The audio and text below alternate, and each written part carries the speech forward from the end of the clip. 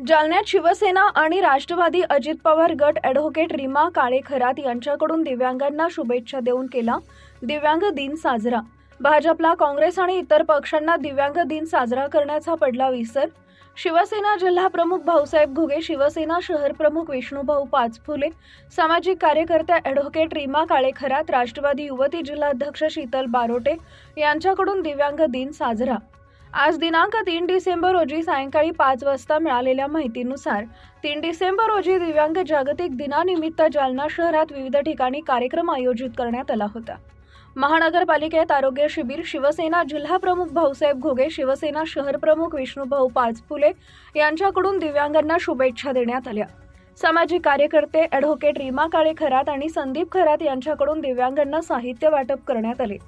भाजप, काँग्रेस आणि इतर पक्षांना जागतिक दिव्यांग दिन साजरा करण्याचा विसर पडल्याचं दिसून आलं आहे।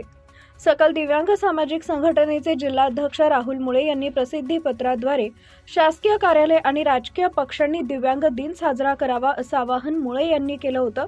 मात्र याला जालना महानगरपालिका आणि राष्ट्रवादी शिवसेना अजित पवार गटाकडून दिव्यांगांना शुभेच्छा देऊन दिव्यांग दिन साजरा करण्यात आला आहे।